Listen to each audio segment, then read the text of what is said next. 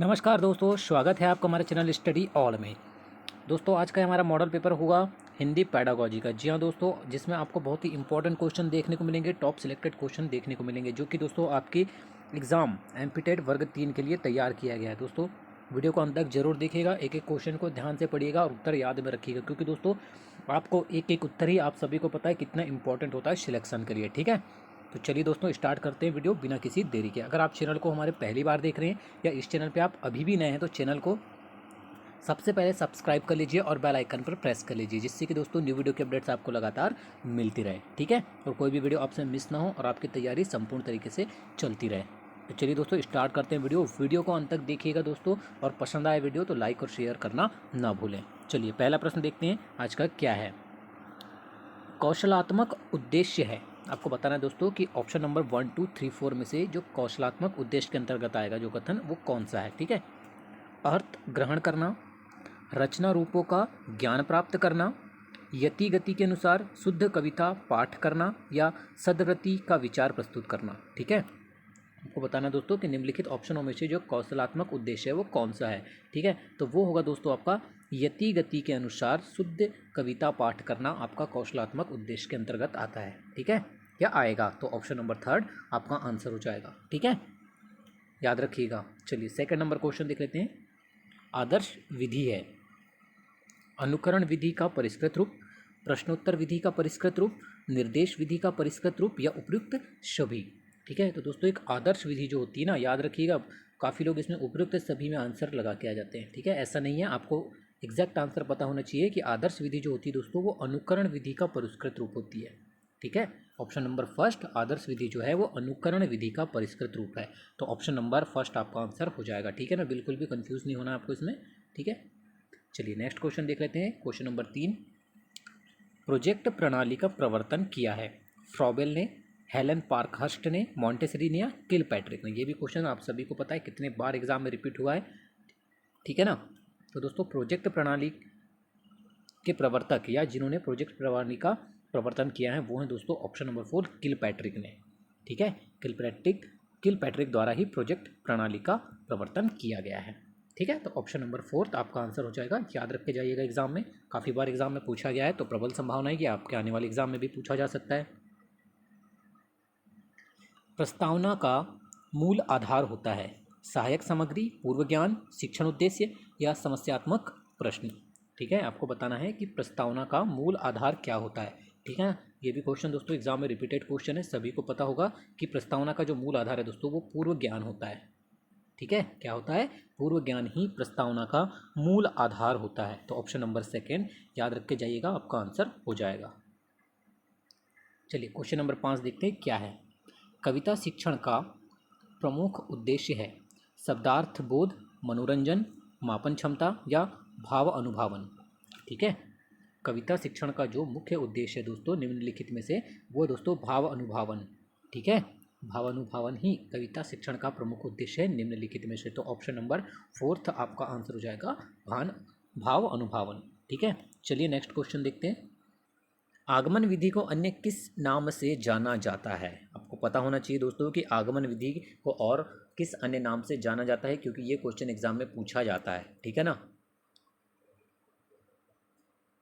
विश्लेषण विधि, सामान्य अनुमान विधि, उदाहरण विधि, या सत्यापित विधि। तो एग्जाम में दोस्तों रट के जाइएगा कि आगमन विधि को जिस अन्य नाम से जाना जाता है वो है दोस्तों उदाहरण विधि। ठीक है, ऑप्शन नंबर 3 आपका आंसर हो जाएगा। आगमन विधि को अन्य उदाहरण विधि के नाम से भी जाना जाता है। इंपॉर्टेंट क्वेश्चन है, आसानी से आपको 1 नंबर प्राप्त हो सकते हैं। ठीक है,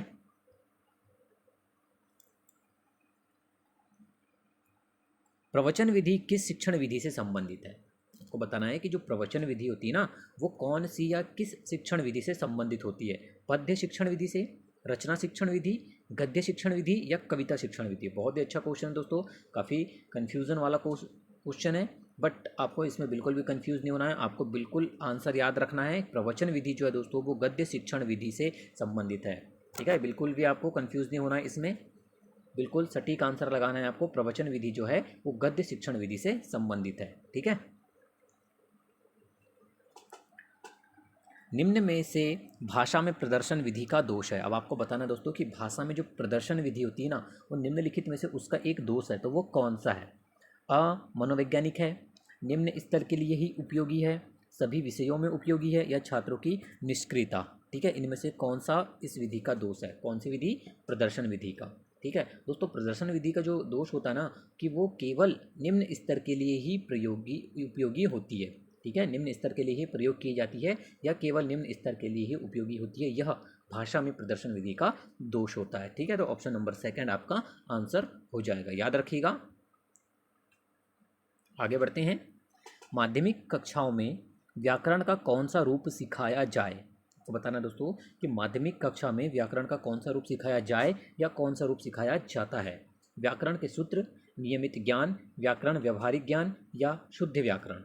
और दोस्तों ये भी क्वेश्चन एग्जाम में बार बार रिपीट हुआ है, इसलिए याद रखिएगा कि माध्यमिक कक्षाओं में व्याकरण का जो रूप सिखाया जाना चाहिए या सिखाया जाता है वह दोस्तों व्याकरण का व्यवहारिक ज्ञान। ठीक है, क्या सिखाना चाहिए? व्याकरण का व्यवहारिक ज्ञान सिखाया जाना चाहिए। तो ऑप्शन नंबर 3 आपका आंसर हो जाएगा, व्याकरण व्यवहारिक ज्ञान। चलिए 10 नंबर क्वेश्चन देख लेते हैं, क्या है?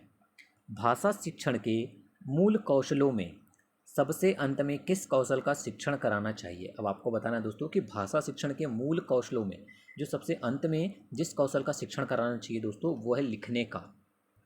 ठीक है, अंत में किस कौशल का शिक्षण कराना चाहिए? लिखने का शिक्षण कराना चाहिए। ठीक है ना, तो ऑप्शन नंबर फर्स्ट आपका आंसर हो जाएगा, लिखने का। याद रखिएगा, ये भी क्वेश्चन एग्जाम में पूछा गया है और पूछा भी जा सकता है आपको। ठीक है, मातृभाषा शिक्षण में मौखिक अभिव्यक्ति हेतु किस पद्धति को अपनाएंगे? आपको बताना दोस्तों कि मातृभाषा शिक्षण में मौखिक अभिव्यक्ति हेतु कौन सी विधि, कौन सी पद्धति है जिसे आप अपनाएंगे? स्व अध्याय पद्धति, डाल्टन पद्धति, प्रोजेक्ट पद्धति, या खेल पद्धति। ठीक है, तो दोस्तों मातृभाषा शिक्षण के लिए मौखिक अभिव्यक्ति जिस पद्धति को अपनाया जाएगा वह दोस्तों खेल पद्धति। ठीक है, ऑप्शन नंबर 4 आपका आंसर हो जाएगा, खेल पद्धति। नेक्स्ट क्वेश्चन की ओर बढ़ते हैं। प्राथमिक स्तर पर रचना शिक्षण के लिए कौन सी विधि उपयुक्त रहती है? आपको बताना है कि प्राथमिक स्तर पर रचना शिक्षण के लिए कौन सी विधि उपयुक्त रहती है? प्रश्नोत्तर विधि, अनुकरण विधि, रूपरेखा विधि, या सूझ विधि। ठीक है, तो दोस्तों प्राथमिक स्तर पर रचना शिक्षण के लिए जो विधि सबसे उपयुक्त रहती है दोस्तों, वो विधि आपकी प्रश्नोत्तर विधि। ठीक है, जो रचना शिक्षण के लिए सबसे उपयुक्त रहती है। नेक्स्ट क्वेश्चन की ओर बढ़ते हैं, 13 नंबर क्वेश्चन देखते हैं। सडानन का अर्थ समझने के लिए किस विधि का प्रयोग किया जाएगा? ठीक है, आपको एक दिया हुआ है शब्द सडानन। अब इसका अर्थ समझने के लिए आपको क्या करना होगा? इसे चित्र दिखाकर आप अर्थ समझ जाएंगे, इसका समास विग्रह करेंगे, व्युक्ति द्वारा करेंगे, या इसका अर्थ कहेंगे। ठीक है, तो दोस्तों सभी को समझ में आ गया होगा कि सडानन का अर्थ समझने के लिए हमें इसे क्या करना पड़ेगा? इसका समास विग्रह करना पड़ेगा, जिससे कि इसका अर्थ स्पष्ट रूप से हमारे सामने आ सके। ठीक है, तो ऑप्शन नंबर सेकंड आपका आंसर हो जाएगा, समास विग्रह। वर्णात्मक कविता शिक्षण की सही विधि है प्रश्नोत्तर प्रणाली, शब्दार्थ प्रणाली, तुलना प्रणाली, या व्याख्या प्रणाली। ठीक है, आपको बताना है दोस्तों कि वर्णनात्मक कविता शिक्षण की सही विधि कौन सी है? तो याद रख के जाइएगा दोस्तों एग्जाम में, शब्दार्थ प्रणाली जो है वो वर्णात्मक कविता शिक्षण की सही विधि है। ठीक है ना, तो ऑप्शन नंबर सेकंड आपका आंसर हो जाएगा। ठीक है ना, याद रखिएगा। जिस क्रिया में यह पता लगाया जाता है कि बालक भाषा के किस क्षेत्र में कमजोर है, यह क्रिया कहलाती है। मोस्ट आईएमपी क्वेश्चन दोस्तों है। ठीक है, हिंदी पेडागोजी के लिए इस क्वेश्चन को आपको रट के जाना है कि जिस क्रिया में यह पता लगाया जाता है कि बालक भाषा के किस क्षेत्र में कमजोर है, यह क्रिया जो है दोस्तों, ठीक है, आपकी क्या कहलाती है? याद रखिएगा दोस्तों, ऑप्शन नंबर थर्ड, निदानात्मक कार्य कहलाता है। ठीक है, यह क्रिया क्या कहलाती है? निदानात्मक कार्य कहलाता है, जिसमें यह पता लगा जाता है कि बालक जो है वो भाषा के किस क्षेत्र में कमजोर रहते हैं। मोस्ट आईएमपी क्वेश्चन एग्जाम के लिए। ठीक है,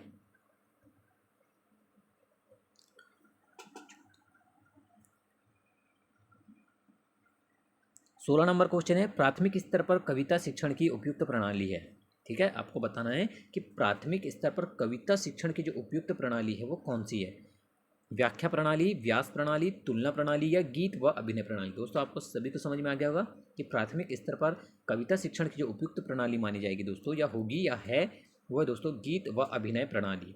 ठीक है, तो ऑप्शन नंबर 4 आपका आंसर हो जाएगा, गीत व अभिनय प्रणाली। आगे बढ़ते हैं 17 नंबर की ओर। डाल्टन शिक्षण विधि पद्धति किस स्तर के बालकों के लिए सर्वाधिक उपयुक्त है? पूर्व प्राथमिक स्तर, प्राथमिक स्तर, माध्यमिक स्तर या उच्च माध्यमिक स्तर। ठीक है, तो दोस्तों डाल्टन योजना शिक्षण या डाल्टन शिक्षण विधि जो है वो किस स्तर के बालकों के लिए सर्वाधिक उपयुक्त मानी जाती है? वो दोस्तों माध्यमिक स्तर के बालकों के लिए मानी जाती है। ठीक है ना, याद रखिएगा, ये भी क्वेश्चन एग्जाम में पूछा गया है और पूछा भी जा सकता है, तो आपको आंसर पता होना चाहिए, माध्यमिक स्तर के लिए सबसे उपयुक्त विधि है। ठीक है, भाषा शिक्षण में वाचन में पूर्व लेखन की शिक्षा का प्रतिपादन किया। ठीक है, बहुत ही अच्छा क्वेश्चन है कि भाषा शिक्षण में वाचन में पूर्व लेखन की शिक्षा का प्रतिपादन किया गया था दोस्तों मॉन्टेसरी के द्वारा। ठीक है, इसके द्वारा किया गया था, मॉन्टेसरी के द्वारा किया गया था इसका प्रतिपादन। तो ऑप्शन नंबर 2 याद रख के जाइएगा, एग्जाम में आपका आंसर हो जाएगा। ठीक है ना, चलिए आगे बढ़ते हैं 19 नंबर क्वेश्चन की ओर। प्राथमिक स्तर पर हिंदी भाषा शिक्षण के लिए सबसे अधिक महत्वपूर्ण है पाठ्यपुस्तक, भाषा प्रयोग के अवसर, उच्च स्तरीय तकनीकी यंत्र या व्याकरणिक नियमों का स्मरण। ठीक है, आपको बताना है दोस्तों कि प्राथमिक स्तर पर, याद रखिएगा, प्राथमिक स्तर पर हिंदी भाषा शिक्षण के लिए जो सबसे अधिक महत्वपूर्ण है दोस्तों, वो है भाषा प्रयोग के अवसर। ठीक है, सबसे अधिक महत्वपूर्ण है किस स्तर के लिए? प्राथमिक स्तर के लिए। तो ऑप्शन नंबर 2 आपका आंसर हो जाएगा। ठीक है, चलिए आगे बढ़ते हैं। खेलों द्वारा प्रमुख रूप से भाषा के जिस पक्ष का शिक्षण किया जा सकता है वह है मौखिक भाषा, व्याकरण शिक्षण, रचना शिक्षण या लिखित भाषा। ठीक है, आपको बताना है कि खेलों द्वारा प्रमुख रूप से भाषा के जिस पक्ष का शिक्षण किया जा सकता है वह पक्ष है दोस्तों मौखिक भाषा का। ठीक है, मौखिक भाषा का पक्ष किया जा सकता है। ठीक है ना, तो ऑप्शन नंबर 1 आपका आंसर हो जाएगा, मौखिक भाषा। अविभक्त इकाई में कक्षा में वर्तनी शिक्षण हेतु सर्वाधिक उपयुक्त विधि है श्रुत लेखन विधि, शुद्ध उच्चारण विधि, खेल विधि या प्रतिलेखन विधि। ठीक है ना, आपको बताना दोस्तों कि अविभक्त इकाई में कक्षा में वर्तनी शिक्षण हेतु, वर्तनी के शिक्षण हेतु जो सर्वाधिक उपयोगी विधि है ना दोस्तों, वो है खेल विधि। ठीक है, तो ऑप्शन नंबर 3 आपका आंसर हो जाएगा। इकाई योजना आधारित नहीं होती है उद्देश्य कथन, प्रस्तावना, प्रस्तुतिकरण या मूल्यांकन। ठीक है, आपको बताना है दोस्तों कि इकाई योजना जो है वो किस पर आधारित नहीं होती है, तो याद रख के जाइएगा दोस्तों, प्रस्तावना पर आधारित नहीं होती है इकाई योजना। ठीक है, बाकी उद्देश्य कथन, मूल्यांकन और प्रस्तुतिकरण तीनों पर आधारित होती है। ठीक है,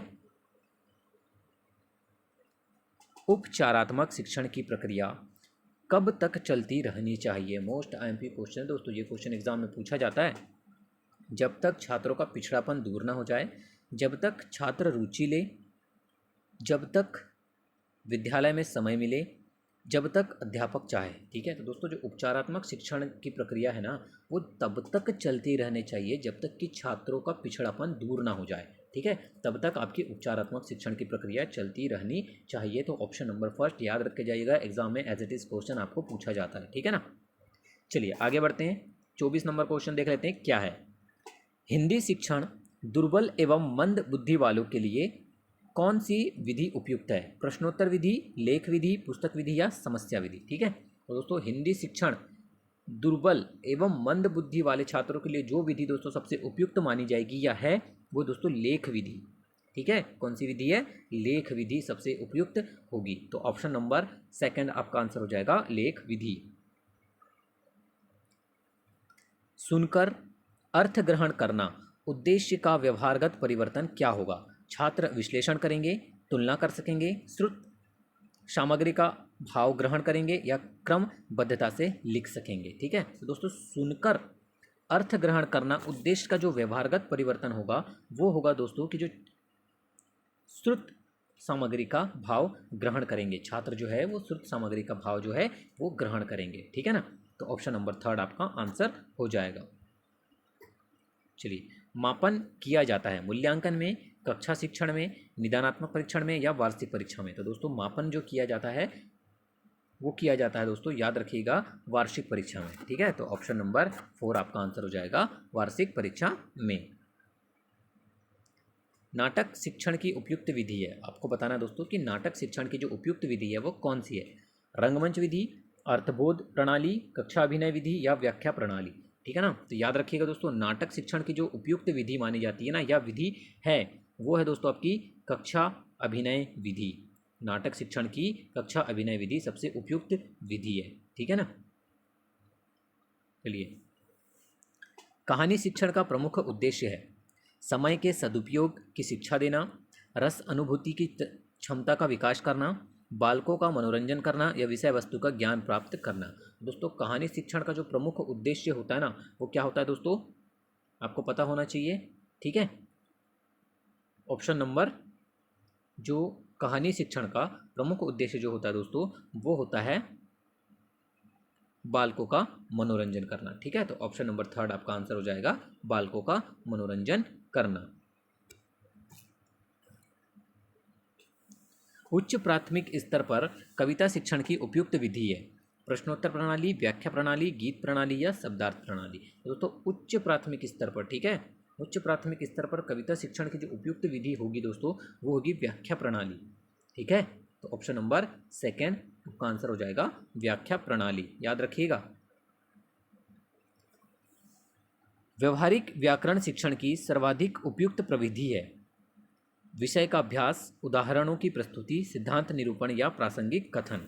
ठीक है, को बताना है दोस्तों कि व्यवहारिक व्याकरण शिक्षण की जो सर्वाधिक उपयुक्त प्रविधि है ना, वो है दोस्तों आपकी विषय का अभ्यास। याद रख के जाइएगा एग्जाम में। ठीक है, ऑप्शन नंबर 1 आपका आंसर हो जाएगा, विषय का अभ्यास।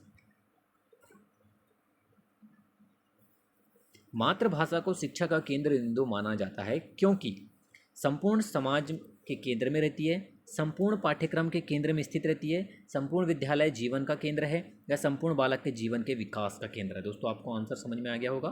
ठीक है ना, मातृभाषा को शिक्षा का केंद्र बिंदु इसलिए माना जाता है दोस्तों क्योंकि संपूर्ण पाठ्यक्रम के केंद्र में स्थित रहती है ये। ठीक है, मातृभाषा, इसलिए आपका आंसर क्या हो जाएगा, ऑप्शन नंबर 2। चलिए आगे बढ़ते हैं। मानक भाषा के लिए आवश्यक शर्त है? व्याकरण सम्मत होना चाहिए, वृहत समाज द्वारा उपयोग की जानी चाहिए, शिक्षित वर्ग की प्रिय भाषा होनी चाहिए, उपयुक्त सभी? दोस्तों सभी को आंसर समझ में आ गया होगा। मानक भाषा के लिए जो आवश्यक शर्त है दोस्तों, देखिए, वो व्याकरण सम्मत भी होना चाहिए, वृहत समाज द्वारा उपयोग भी की जानी चाहिए और शिक्षित वर्ग को प्रिय भाषा भी होनी चाहिए। तो ऑप्शन नंबर 4 आपका आंसर हो जाएगा, उपयुक्त सभी। ठीक है ना, चलिए 33 नंबर देख लेते हैं क्या है। शिक्षण प्रक्रिया में मूल्यांकन आवश्यक है? पाठ्यक्रम में सुधार के लिए, छात्रों की उपलब्धि का स्तर जानने के लिए, शिक्षण कार्यों में सुधार के लिए या उपयुक्त सभी कार्यों के लिए? तो दोस्तों तीनों ही हो।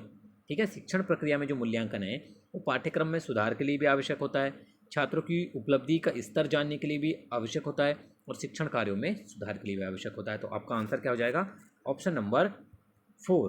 ठीक है, चलिए, मूल्यांकन से अभिप्राय है?